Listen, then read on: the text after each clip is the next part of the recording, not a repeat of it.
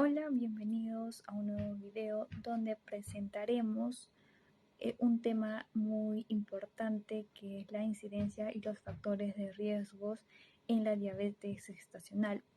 Este tema presentado por las estudiantes de la Facultad de Obstetricia de la Universidad Nacional San Luis Gonzaga. El grupo está conformado por las siguientes estudiantes: Coragua Camavilca Brigitte, Charca Chalca Patricia, Guaroto Flores Sara, Pomanchante Antoine y la estudiante Tito Ayauja Nayeli, quien les habla.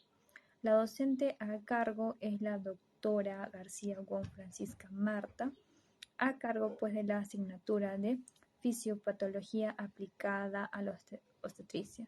Somos estudiantes del séptimo ciclo A. El resumen de nuestra investigación formativa nos indica que la diabetes mellitus gestacional es una patología que se presenta generalmente en embarazos con factores de riesgos asociados como una manifestación de alta prevalencia. En la introducción de nuestra investigación formativa nos hablan acerca de la definición de la diabetes gestacional, pues esta es una de las enfermedades más prevalentes en el mundo moderno. El embarazo, si bien es cierto, es un estado fisiológico en el que se presenta la resistencia a la insulina y que representa un modelo fisiológico de estrés para las células beta a nivel pancreático. Pues aquí el aumento de la concentración de hormonas en el embarazo, en su mayoría de estrógenos y progestágenos, lleva a disminuir los niveles de glucosa en ayunas y el depósito de grasas, con retraso del vaciamiento gástrico y aumento del apetito. Entonces, en la diabetes gestacional es por ello que se va a definir como la intolerancia a los hidratos de carbono de intensidad variable, que da su comienzo durante la semana 24 de gestación, con independencia de la necesidad de tratamiento insulínico o de que la diabetes continúe después del parto, y afecta al pronóstico tanto de la madre como del futuro. En la introducción de nuestra investigación formativa nos hablan acerca de la definición de la diabetes gestacional, pues esta es una de las enfermedades más prevalentes en el mundo moderno. El embarazo, si bien es cierto, es un estado fisiológico en el que se presenta la resistencia a la insulina y que representa un modelo fisiológico de estrés para las células beta a nivel pancreático. Pues aquí el aumento de la concentración de hormonas en el embarazo, en su mayoría de estrógenos y progestágenos, lleva a disminuir los niveles de glucosa en ayunas y el depósito de grasas, con retraso del vaciamiento gástrico y aumento del apetito. Entonces, en la diabetes gestacional es por ello que se va a definir como la intolerancia a los hidratos de carbono de intensidad variable, que da su comienzo durante la semana 24 de gestación, con independencia de la necesidad de tratamiento insulínico o de que la diabetes continúe después del parto, y afecta al pronóstico tanto de la madre como del futuro hijo. Acerca del marco teórico de nuestra investigación formativa, queremos hablar un poco acerca de la etiopatogenia. Pues a lo largo del embarazo se tiene lugar a una serie de modificaciones hormonales que van reduciendo paulatinamente la sensibilidad insulínica.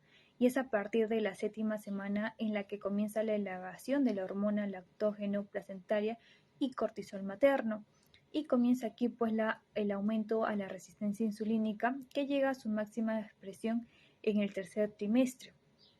Se ha encontrado así también una reducción de la sensibilidad insulínica de más del 50% durante el tercer trimestre comparado con el primer trimestre. Ahora, los factores de riesgo que pueden conllevar a una diabetes gestacional son los siguientes: una edad materna mayor a 30 años, una historia obstétrica basada en que haya sufrido diabetes gestacional o presente una enfermedad hipertensiva o que haya presentado abortos recurrentes, o que también haya una neomortalidad fetal o una macrosomía o malformaciones fetales. También otro factor de riesgo es el uso de medicamentos con acción hiperglucemiante, como son corticoides y otros. También mamás o gestantes con sobrepeso u obesidad, con falta de actividad física, que hayan presentado también diabetes gestacional en un embarazo previo o que presenten el síndrome de ovario poliquístico, ¿no? Son algunos de los factores de riesgo. Las causas, pues, la diabetes gestacional se va a dar cuando el cuerpo no pueda producir suficiente insulina durante el embarazo. Entonces el páncreas produce una hormona llamada insulina que actúa como una llave que va a permitir que el azúcar en la sangre entre a las células del cuerpo para que éstas la usen como energía. Ahora, durante el embarazo, el cuerpo produce más hormonas y además tiene otros cambios como aumento de peso. Entonces, estos cambios hacen que las células del cuerpo usen la insulina de una manera menos eficaz. Esta afección se llama resistencia a la insulina y esta aumenta la necesidad que el cuerpo tiene de esta misma. Ahora, todas las mujeres tienen algo de resistencia a la insulina, si bien es cierto, durante los últimos meses del embarazo. Sin embargo, algunas tienen esta afección incluso antes de quedar embarazadas. Entonces, comienzan el embarazo con una necesidad mayor de insulina y por lo tanto serán más propensas a desarrollarla. Acerca de sus signos y síntomas, pues si los niveles de azúcar en sangre son muy altos, se van a presentar los siguientes síntomas. Orinar mucho más de lo normal, tener más hambre o sed de lo normal, tener una visión borrosa, tener náuseas o vómitos o perder peso a pesar de tener más apetito. En esta investigación formativa también hablamos acerca de sus complicaciones. Aquí las complicaciones que pueden afectar al bebé son sobrepeso, un nacimiento temprano prematuro, dificultades respiratorias graves, un bajo nivel de glucosa sanguínea, es decir, que presente hipoglucemia, una obesidad y diabetes tipo 2 con el tiempo o una muerte fetal intraútero. Ahora, las complicaciones que puedan darse en la madre, pues es que presenten una presión arterial alta o desencadene una preeclampsia, tener un parto quirúrgico, es decir, que la lleve a una cesárea, que presente también diabetes en el futuro.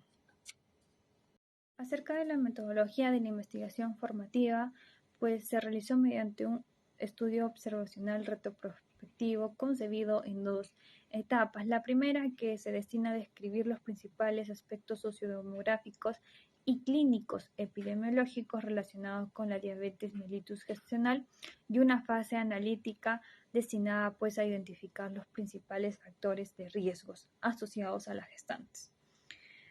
Aquí tenemos los criterios de inclusión, es decir, las pacientes que presentaron diabetes mellitus durante la gestación fueron determinadas por la siguiente vía: que 2 o más glucemias en ayunas sean iguales o superiores a 5,6 moles por mililitros e inferiores a 7,0 moles por mililitros en cualquier momento del embarazo, y el resultado no patológico de una prueba de tolerancia a la glucosa oral en su segunda hora. Ahora, la segunda vía es la normoglucemia en ayunas y la prueba de tolerancia a la glucosa oral patológica según los criterios de la Organización Mundial de la Salud. Aquí el valor a las 2 horas de una sobrecarga de 75 gramos de glucosa debe ser igual o superior a 140 miligramos por decilitros en plasma venoso. Aquí cabe mencionar que van a existir 3 criterios para establecer el diagnóstico de la diabetes durante el embarazo. Una primera es la elevación inequívoca de la glucosa plasmática de 200 miligramos por decilitros o mayor a esta, y los síntomas clásicos de la diabetes, que es la glucosa plasmática en ayunas mayor a 126 miligramos por decilitros en 2 o más ocasiones, y el uso de la curva de tolerancia a la glucosa, ¿no? Una prueba de 100 gramos. También debe corroborarse el diagnóstico en pacientes con los síntomas clásicos. ¿Cuáles son estos? La poliuria, la polipticia y la polifagia, así como también los factores de riesgos existentes, así como también la glucemia sérica en ayuno mayor a 126 miligramos por decilitros, como lo habíamos mencionado antes, pero corroborada en 24 horas, ¿no?